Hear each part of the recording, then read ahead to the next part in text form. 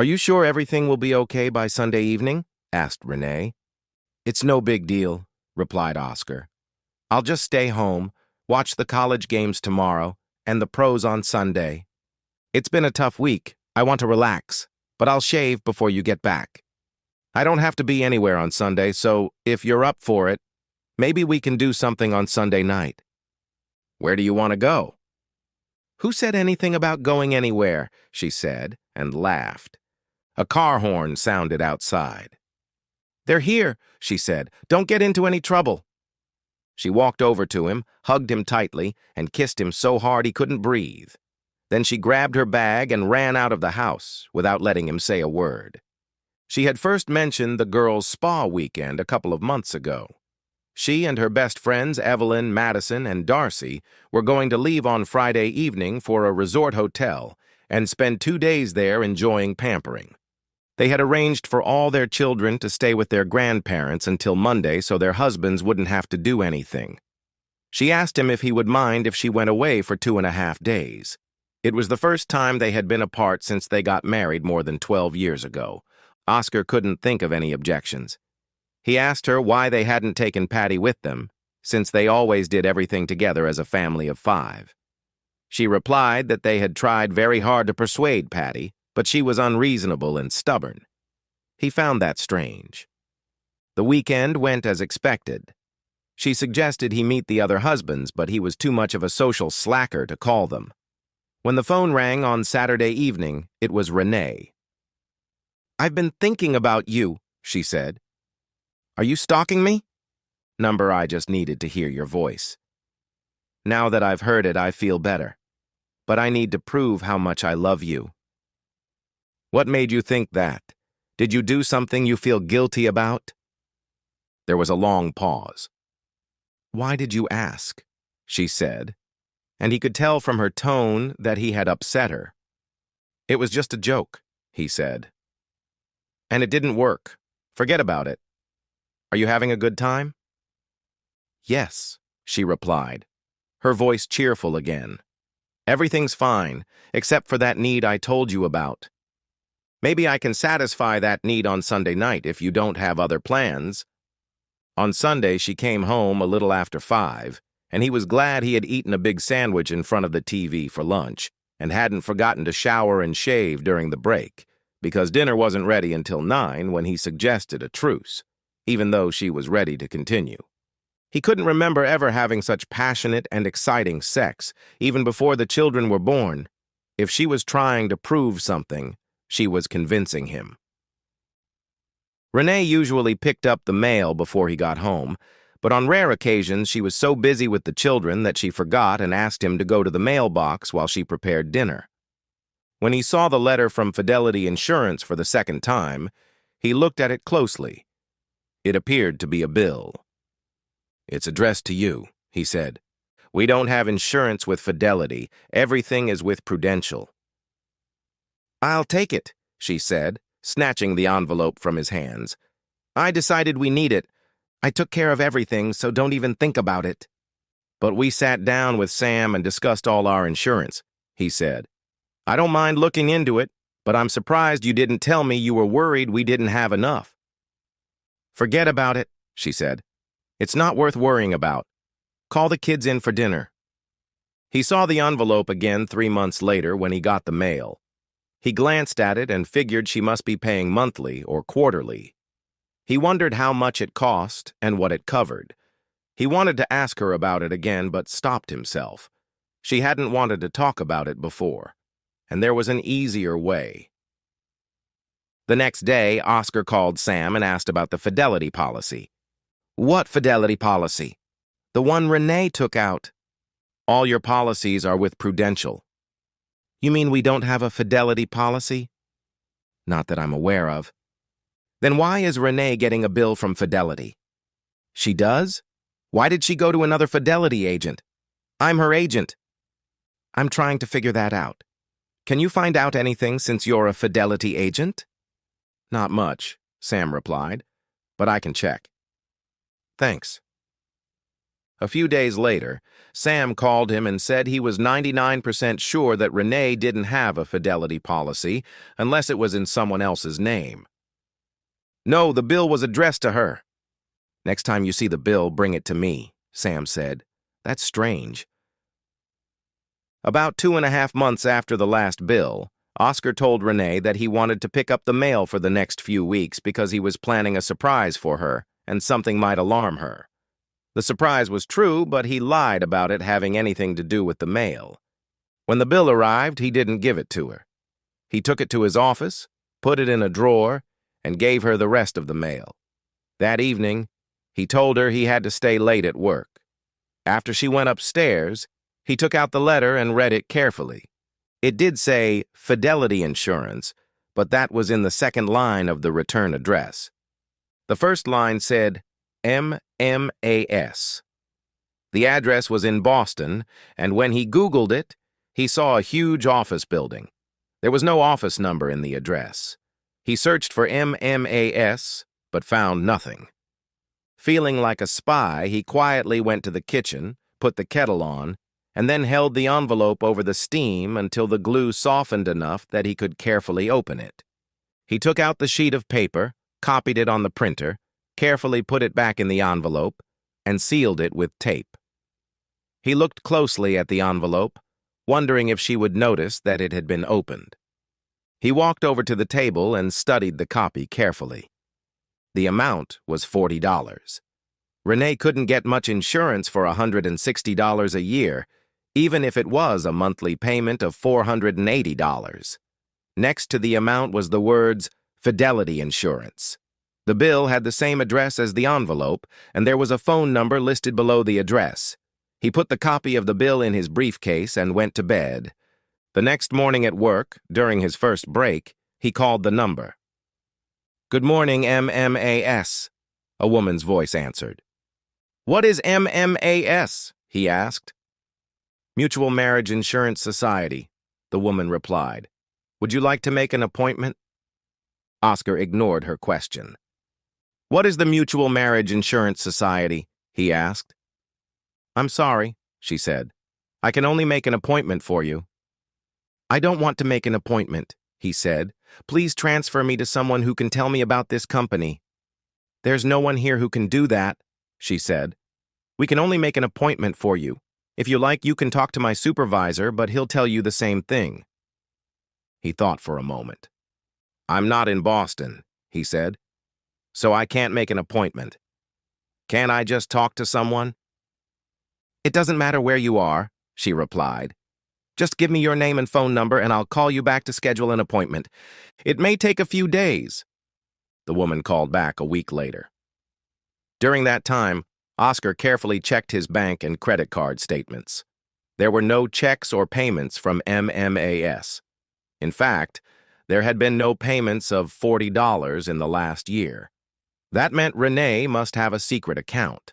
That was the only explanation he could come up with. The woman scheduled an appointment for the following week, on Thursday afternoon, which would normally have been inconvenient. But that Thursday, everyone in his office was sent home at noon with the afternoon off because the building was being fumigated over the weekend. "I've reserved 2 hours for you, but it may take less time," the woman said on the phone. "What could take less time?" he asked. "I'm sorry," she replied. "I told you what it says here. I don't know anything about your meeting." After he hung up, another question came to mind that he wanted to ask. She probably couldn't or didn't want to answer, but he found a copy of the bill with the phone number and called her again. He tried 4 times, but each time he heard a recording saying that the number was disconnected. He told Renee that he had things to do on Thursday afternoon and would be home later than planned. She didn't seem suspicious. But why did he think that? She was hiding something. On Thursday, he went to the address he had been given on the phone. It was a large office building he had been to once before. The offices were on the 12th floor. It was a small office with MMAS written on the door. Inside was a small reception area with a single chair and a woman in her 30s sitting at a desk. "Mr. Warren?" she asked when he closed the door behind him. Yes, he replied.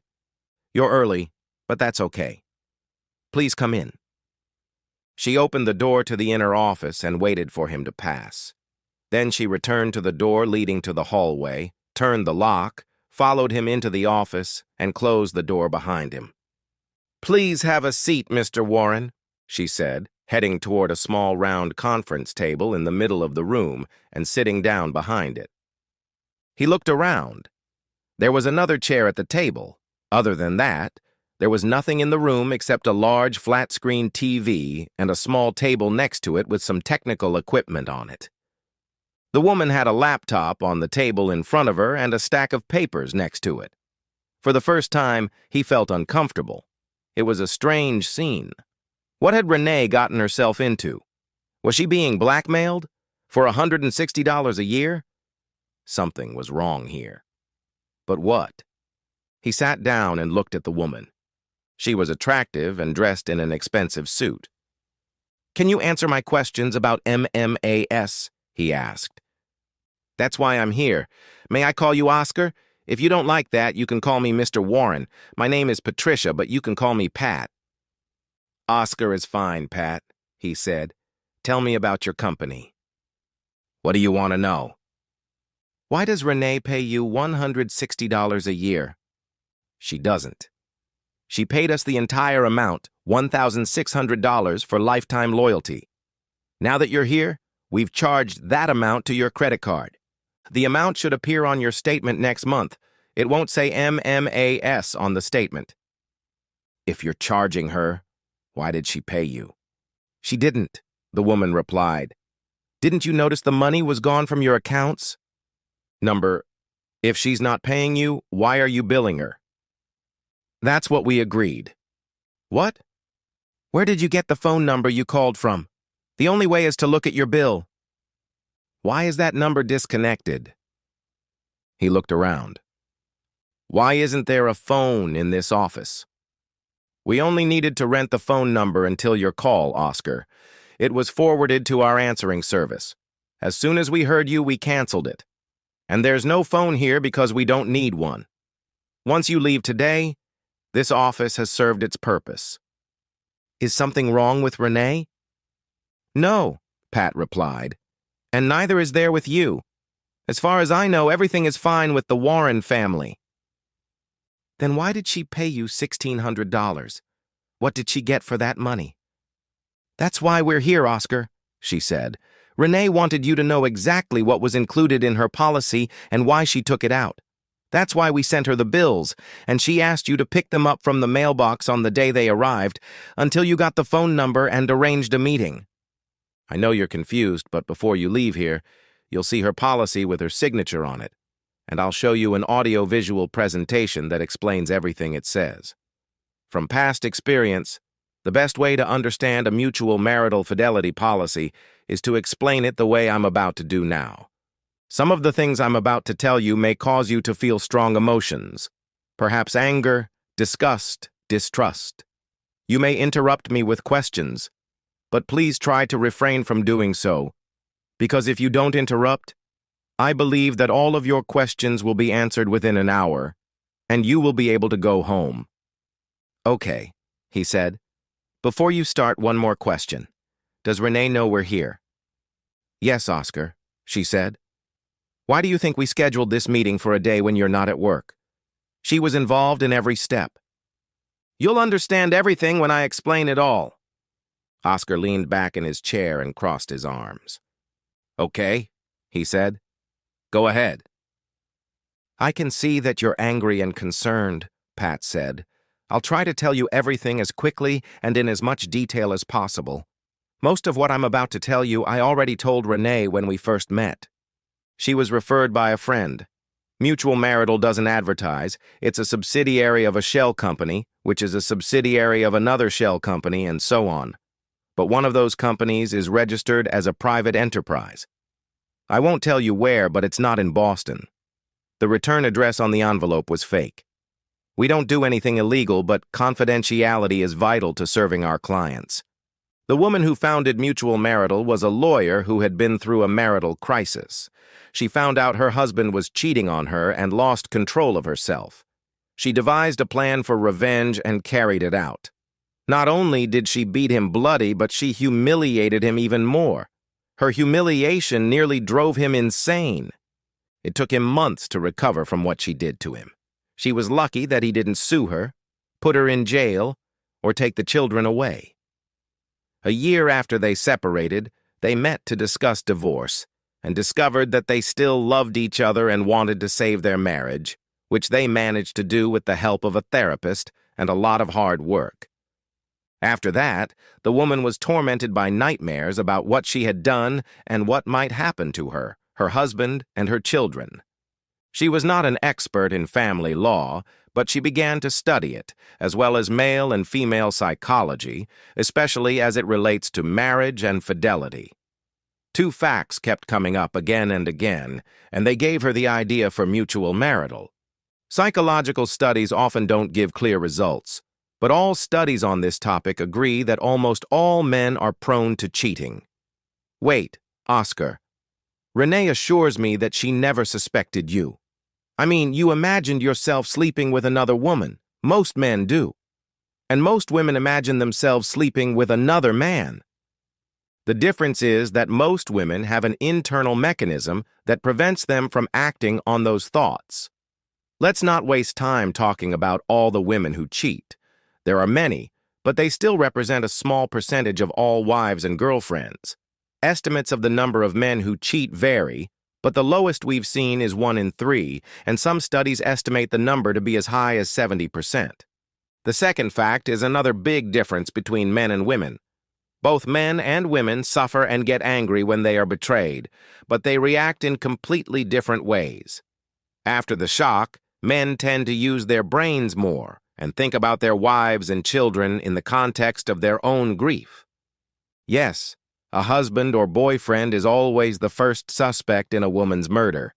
But despite all the police shows on TV, only a small percentage of men are capable of harming a woman. Most men think things through. They see the flaws in revenge and divorce and can forgive more easily because they understand the temptation, as it is part of their psyche. That is why we do not have policies regarding men. They do not need protection because they will not lose their minds. But women are different. They may be the gentler sex, but not after they have been deceived. Like our founder, their emotions often cause them to lose touch with reality. In their primitive thirst for revenge, many of them commit terrible, cruel acts against the man who humiliated them. Almost always, they later regret it, often from behind bars. That is what is behind MAS's fidelity policy. It is the only policy we sell, and we are constantly working to improve it. What our policy provides for your wife and her friends is what we call revenge in advance. It all starts with lengthy meetings with potential clients. That's one reason why our services are so expensive. I and our other agents spend many hours talking to potential clients, and sometimes women back out at the last minute and the money doesn't change hands. When this happened the first time, we took steps to recoup the cost of our time. But we realized that confidentiality was more valuable to the company than the amount we could recover through legal proceedings. So, unfortunately, your wife and our other clients have to pay for those who change their minds.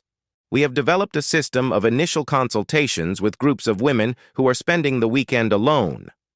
Often these are friends who travel together to a resort or spa where we meet them.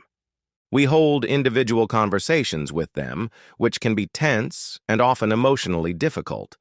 But once the agreement is drawn up and signed, almost all of our clients experience a deep sense of relief and peace of mind. Many women write to us years later to say that signing our fidelity agreement was the best decision of their lives. What makes them so happy is that they have accepted the fact that any man can cheat, and they no longer worry about what will happen to their marriage if their husband cheats. They know exactly what the different outcomes can be, and with our help, they have already decided what they will do. Let's talk about you and Renee. How does she know what will happen if you cheat on her? because we helped her get revenge on you. That weekend, we worked together. We put her through hell. We made her imagine that you were cheating on her, who this woman could be, what you were doing, how you were hiding it, how some of her friends knew about it but weren't telling her, and how humiliated and disgraced she was, becoming the object of pity and ridicule. Take a deep breath, Oscar. I know this is hard to hear, but we had a reason we had to bring your cheating to life for her. It brought things to the surface from the darkest corners of her mind, things you could never imagine and things she didn't even believe she was capable of thinking. We did it in secret, mainly to protect you, because if you had been there to hear her reaction to your betrayal, it could have destroyed your love for her. She was completely beside herself. She wanted to cause you unbearable pain. She came up with a particularly horrible way to humiliate your male pride and insult you. She said that you have a strong and confident personality, but only when you don't feel like you're being laughed at or mocked. She said she saw how devastated you were when people laughed at you. So she came up with something that would humiliate you so much that you would never be able to show your face to anyone you knew and would be forced to find a new job because you couldn't look your colleagues in the eye. There was no physical pain, but she was sure that when she was done with you, you would have nightmares for the rest of your life. She began to blame herself for turning into a monster. It was difficult to get her to focus on why we were there. When we finally helped her choose the best revenge for you, you got off with the lightest punishment I've seen in my 3 years at Mutual Marital. Unlike her fantasies, it involved physical pain, but not the kind of humiliation that's impossible to recover from. You weren't seriously injured. I asked Renee several times if she was sure that was all she wanted to do to you, and she was adamant. So her policy is signed and in effect. How will this affect you? Only positively. She told me she never suspected you and didn't even believe you were cheating on her, except when the conversation turned to other men's infidelity. Someone always told her that all men cheat if given the opportunity, and she always defended you and was ashamed that she ever doubted you. Now she has no doubts. No matter how angry she may be with you for something, she will never worry that you will embarrass her. If you are late, she will never question your explanation. If you have to leave at the last minute, she will never check where you are. She trusts you completely. The only thing that could go wrong is if you cheat on her. She may never find out because she won't suspect a thing. But I'm sure you've heard that cheaters are stupid people. You could make the mistake of lying to her to hide something, and she could accidentally find out the truth. Or you might just be unlucky, and one of her friends might see you. It would have to be something strong enough to shake her faith. Even in that case, she wouldn't be able to turn to Mutual Marital for reimbursement. She would have to hire a private investigator herself and provide us with irrefutable proof of your infidelity. Only then will we honor the terms of her policy and reimburse her for the private investigator and other expenses related to gathering evidence. So, as I explained to her, in a sense, her policy allows you to cheat on her at least once, maybe more. If she doesn't find out about your infidelity and doesn't gather irrefutable evidence, nothing will happen to you.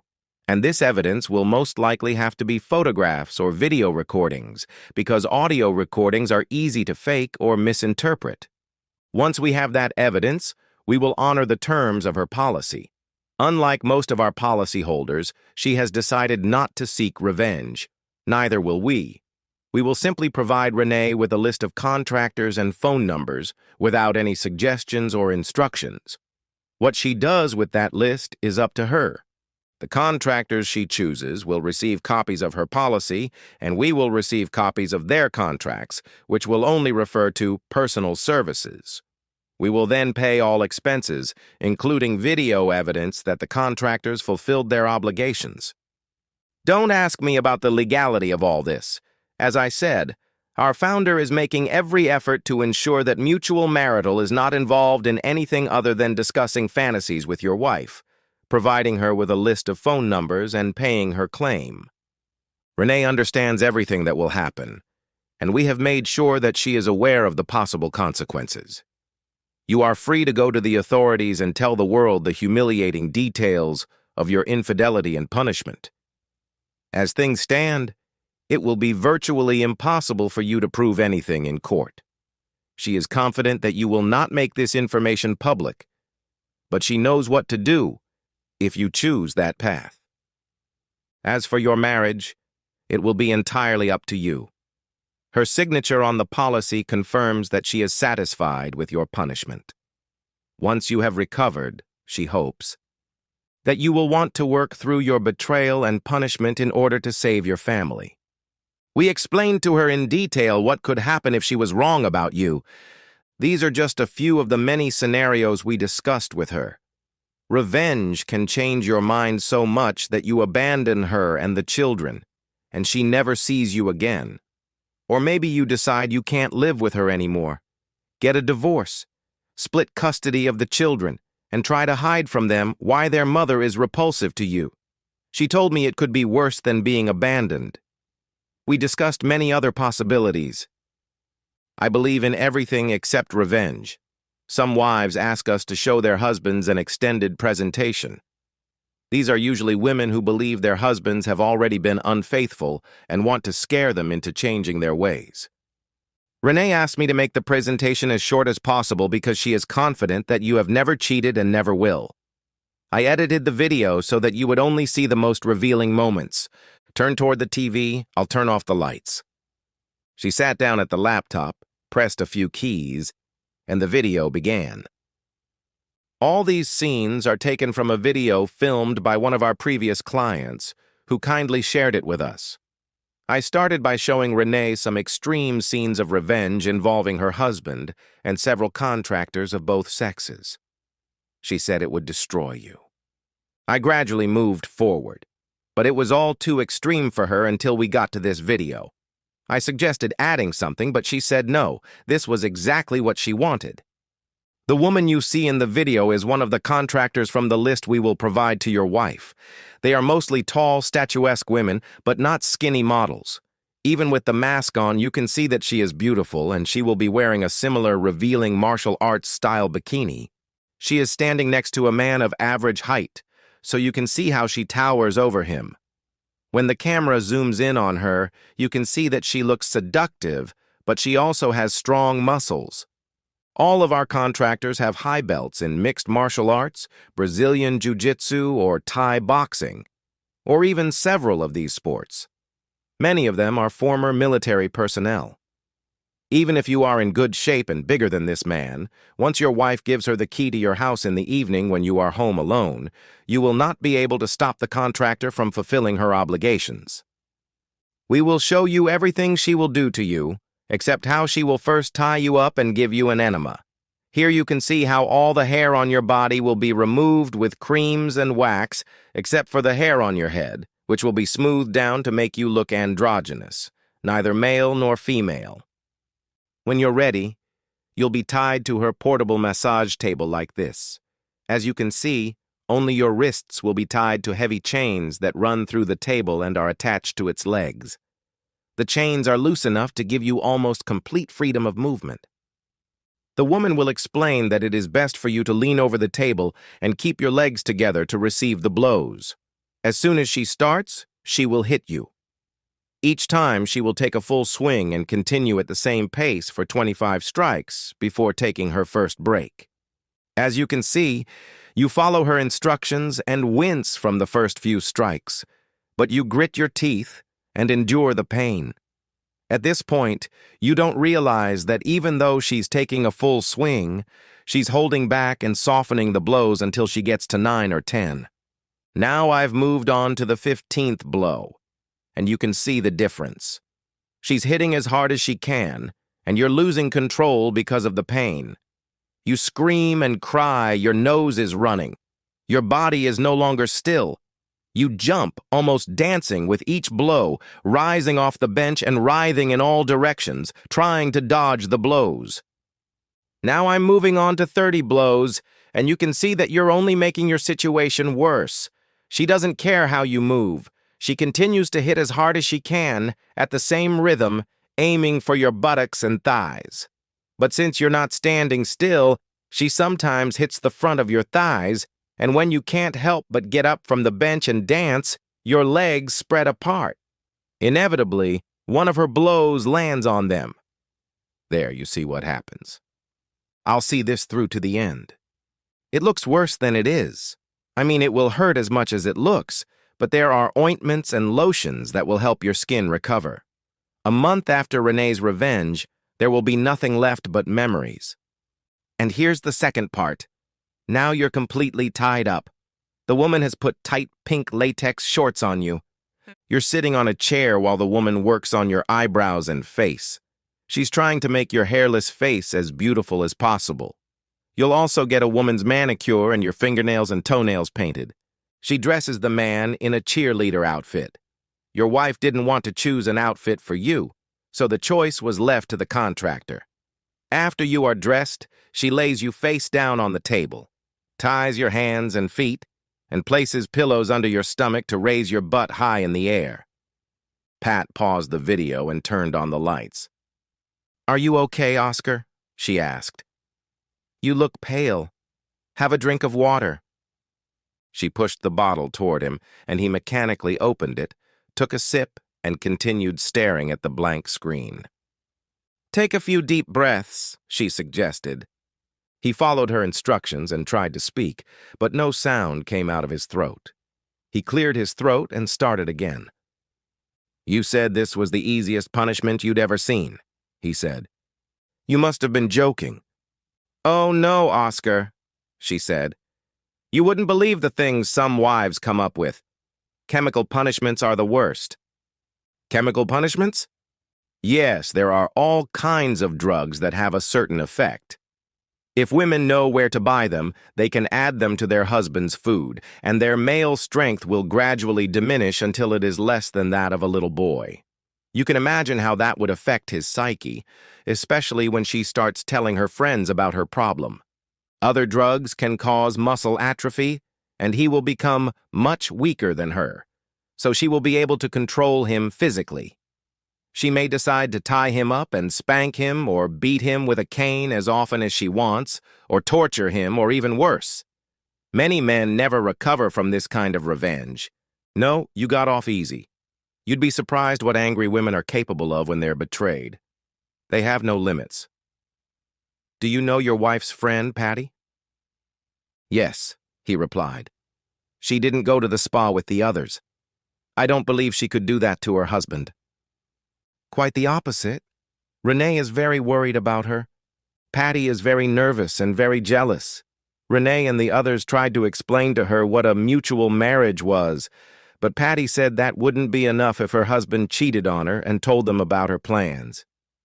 Her poor husband would end up in bed with tubes in him if she found out he had cheated on her, and Patty would spend most of her life in prison. Pat fell silent and looked at him expectantly. Finally, she asked, "Do you have any more questions? Has your husband ever looked for you?" "Some have tried, but as I said, we are very careful and do everything we can to prevent confidential information from being leaked, although our founder has arranged things so that even if someone takes us to court, it would be completely legal. A couple of years ago, at one of our corporate retreats, she gave a presentation on how husbands can ruin us, and since then we've been sharing that information with all husbands who express interest, people like you. Our detectives are the same people who conduct background checks on government employees who work with classified material. They moonlight for us because we pay well. Your wife, her friends, and all potential policyholders undergo a thorough screening before they are allowed to apply for insurance. The husband must first convince his wife to help him expose us. Then she must recommend us to her friend, who once studied to be an actress, and she, in turn, must find 3 more actresses from her circle of friends. To deceive us during the selection process, we need experienced professionals. In the early days of our company, we accepted policyholders one at a time. But for reasons of economic efficiency, we now only accept them in groups of 4 or more, like your wife and her friends. A group vacation for women also arouses less suspicion than a wife leaving alone for several days. You can imagine how 4 women who were once actresses might arouse suspicion. We would follow the husband of the woman who brought the first one. Even if that didn't work, we would take additional measures to protect ourselves. For example, we could require payment in cash in advance. It would be difficult for the husband to find a way to give them the money without us knowing. If something went wrong, we would cancel the deal. Let's say he managed to trick us and record our meetings with our wives and husbands. All he could do is take away our business. If you read Renee's policy, you'll see that mutual marital only helps women create a fantasy that is never discussed. The policy also specifically prohibits Renee from doing anything that violates city, state, or federal laws. There are other protections in the contract, and our founder is confident that we would win in court. Because of the breach of confidentiality, she would probably shut down the company, but she said that if it went to court, the publicity would likely lead to other similar companies popping up and her work continuing, possibly on an even larger scale. Unfortunately, other companies may not be as careful as Mutual Marital. The main reason this is unlikely is that we have very few claims. Like any insurance company, Mutual Marital makes money by collecting insurance premiums but paying out as little as possible on claims. In our entire history, fewer than a dozen wives have filed valid claims. That's less than one per year. We have learned from those claims and are constantly improving our services. What I did for you today used to take much longer and was less effective. I would bet my life that Renee will never file a claim. You will never cheat on her. I would never cheat, he said. But now I have thoughts that I didn't have before. I never believed she could cheat on me, but I couldn't imagine she could deceive me the way she did. She could have come to me and asked me to set up this meeting without telling me anything except that I should be prepared for a shock. Instead, she played a game with insurance accounts. What an actress. She was a pro at hiding the truth and manipulating me. You showed me her dark side, and I don't know if I can ever look at her the same way I did before I came here. Renee is aware of that risk too, Pat said. Now, there are no secrets between you. Everything is out in the open. I suggest you talk to her about your feelings. I believe you'll see that her dark side is so sublimated that it only comes out when someone like me brings it out. She wanted to do exactly what you just said. She told us she would ask you to meet with me, and you would do it for her. We had a hard time convincing her that, based on our past experience, it would be better for you to get to know us through the mail and arrange a meeting on your own. That way she won't be involved until you know everything. I spent an hour on the phone this morning calming her down. She was so worried about how you would take it that she wanted me to cancel the meeting, keep the money, and cancel the policy. I had to show her that she was confirming how unstable her emotions were. I reminded her what she was willing to do to you before I talked her out of it. Finally, I made her understand, and I hope you do too, that she did this to avoid something worse. It allows her to let off steam so she doesn't explode. From what she tells me about you, I believe that you will eventually understand that she made this agreement because she loves you very much and doesn't want anything terrible to happen to you if you ever give in to temptation. Consider it a prenuptial agreement. You and Renee probably don't have one because it's the last thing young couples think about. When a man and a woman sign a prenuptial agreement, they both hope they're wasting their time. They never want to see it again or even think about it. Their happy marriage will make it unnecessary, just as Renee hopes that her policy will become unnecessary now that she has fully disclosed everything to you. It's only when things go wrong that a husband or wife remembers the prenuptial agreement and the protection it provides. They may reread it and feel more secure because they know what will and will not happen. I believe you should feel the same way about Renee's policy. My advice is to forget about the dark side and look at the bright side. Of course, you would never cheat on her, but many men said the same thing and still did. Now you have an extra incentive not to cheat. It may be small, but even small incentives can be helpful. It's like saying you should lock your doors to keep burglars out. What does that mean? They say that door locks don't protect against real burglars. They just keep honest people honest.